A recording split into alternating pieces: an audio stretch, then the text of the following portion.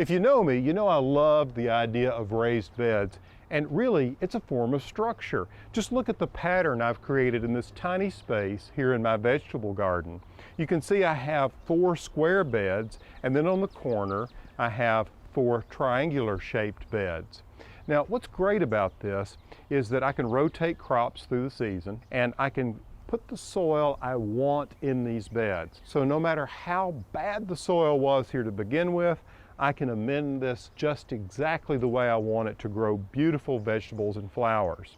This time of year, while it's still cool, I love to grow those cool season vegetables. As you can see, we have red lettuce, broccoli, collards, cabbage, all kinds of herbs in the way of garlic and parsley, and over here some of that delicious Buttercrunch lettuce. And in the center of this bed I've placed a large terracotta pot, and I'm growing these beautiful sweet peas with just some bamboo and twine as a trellis, another form of structure.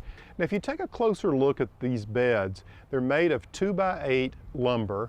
This is western cedar so it doesn't rot, and I put them together with wood screws. Now there are lots of ways to create these beds. I've taken the approach to do multiple small beds, but a friend of mine, Sydney Phelps, has a different approach with a much larger bed.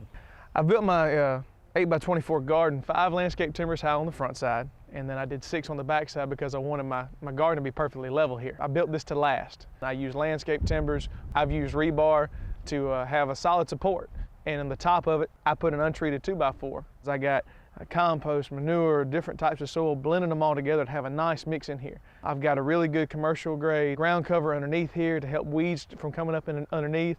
I also have it on top of my soil. My irrigation, underneath my ground cover, I've laid soaker hoses, so it's easy for me to maintain. I can just grab my water hose, hook it here. It makes it really easy, and everything's contained in one.